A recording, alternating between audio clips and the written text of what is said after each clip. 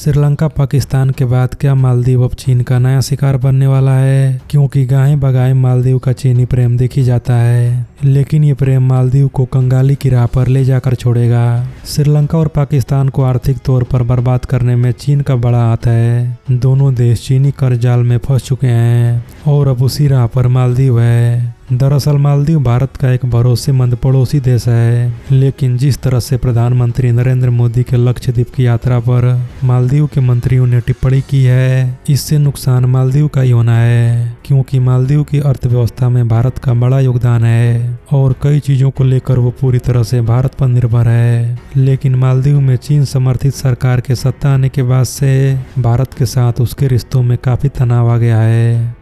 बिखर जाएगी मालदीव की इकोनॉमी। मालदीव की इकोनॉमी पूरी तरह से टूरिज्म पर ही डिपेंड है। वहाँ की जीडीपी का करीब 28% हिस्सा टूरिज्म का है, जबकि फॉरेन एक्सचेंज में भी करीब 60% योगदान टूरिज्म सेक्टर का है। ऐसे में अगर भारत मुंह फेरता है तो मालदीव को आर्थिक तौर पर भारी नुकसान उठाना पड़ेगा। मालदीव और भारत के बीच पिछले वर्ष $500 मिलियन से अधिक का कारोबार भी हुआ था। इस वर्ष भी लगातार यह बढ़ता ही जा रहा है। मालदीव और भारत के बीच 3 दशक पहले ट्रेड एग्रीमेंट हुआ है। इस एग्रीमेंट के तहत मालदीव भारत से उन वस्तुओं को आयात करता है जो दूसरे देशों से निर्यात नहीं होती है। इसके अलावा मालदीव के इंफ्रास्ट्रक्चर प्रोजेक्ट में भी भारत का पैसा लगा है। साल 2023 में भारत ने मालदीव से जहां $41.02 करोड़ का निर्यात किया था, वहीं $61.9 लाख का आयात भी किया था। 2022 में निर्यात का आंकड़ा $49.54 करोड़ था, जबकि आयात का आंकड़ा $61.9 लाख था। सबसे ज़्यादा भारतीय टूरिस्ट पहुंचते हैं मालदीव। आज की तारीख में भारतीयों के लिए मालदीव एक बेस्ट टूरिस्ट स्पॉट है। वर्ष 2023 में भारत से 2,91,098 लोग मालदीव घूमने पहुंचे थे। अगर भारतीय यहां जाना बंद कर दे तो फिर मालदीव के लिए आर्थिक संकट गहरा हो सकता है। इससे पहले साल 2022 में 2.41 लाख, 2021 में 2.91 लाख और 2020 में कोरोना महामारी के दौरान भी 63,000 भारतीय मालदीव घूमने गए थे। दिसंबर 2023 तक इस द्वीप पर कुल 17,57,939 टूरिस्ट आए थे। इनमें से सबसे ज्यादा टूरिस्टों की संख्या भारतीयों की थी। भारतीयों के बाद सबसे ज्यादा चीन और रूस के लोग पहुंचते हैं। साल 2021 में इस द्वीप को पर्यटन से लगभग $3.49 बिलियन अमेरिकी डॉलर का रेवेन्यू मिला था।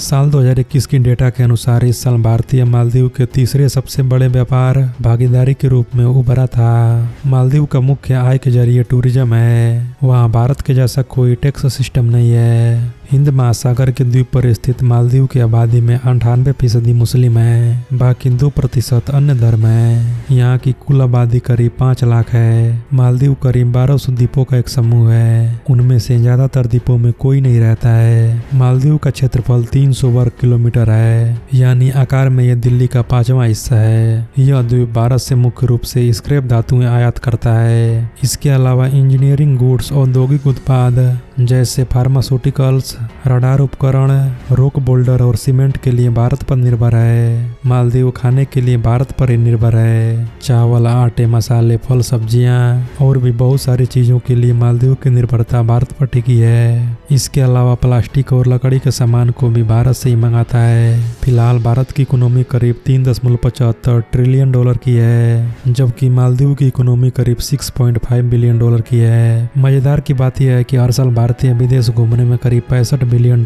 खर्च कर देते हैं। यानी मालदीव की जितनी जीडीपी है उससे 10 गुना ज्यादा भारतीय हर साल विदेश घूमने पर खर्च कर देते हैं। इसलिए घबराना तो मालदीव को है, जो हर तरह से भारत के ऊपर निर्भर है। इसके अलावा मालदीव को भारत कई बड़े आर्थिक अनुदान भी दे चुका है, जिसमें माले का हुक्म, स्कीकर इनोवेशन, उच्च प्रभाव सामुदायिक विकास परियोजनाएं और अन्य द्विपक्षीय परियोजनाएं शामिल हैं। भारत बिना किसी स्वार्थ के मालदीव को कर्ज देकर मदद कर रहा था। वहीं दूसरी तरफ चीन ने मालदीव में भी परियोजनाएं शुरू की। उसमें जमकर कर्ज दिया और देश को कर्ज में डुबो दिया। गौरतलब है कि मालदीव के राष्ट्रपति मोहम्मद मुइज़्ज़ू का चीन की तरफ झुकाव है। अब इस बीच जब भारतीय मालदीव को लेकर नाराज हैं, तो फिर मालदीव की इकोनॉमी पर कब्जा करने के लिए चीन कोई नई चाल चल सकता है। क्योंकि 2023 में मालदीव आने वाले चीनी पर्यटकों की संख्या में अचानक तेज बढ़ोतरी देखने को मिली। 2022 में मालदीव पहुंचने वाले वाले टूरिस्टों में चाइना 27वें नंबर पर था, जो 2023 में अचानक तीसरे नंबर पर पहुंच गया है। पिछले कुछ वर्षों में मालदीव ने चीन से भारी कर्ज लिया है। आंकड़ों के मुताबिक फिलहाल मालदीव की जीडीपी 6.5 बिलियन अमेरिकी डॉलर की है, जबकि मालदीव के बजट का करीब 10% हिस्सा चीन का कर्ज चुकाने में चला जाता है। चीन मालदीव में व्यापक स्तर पर निवेश कर रहा है, जिसमें बुनियादी ढांचे,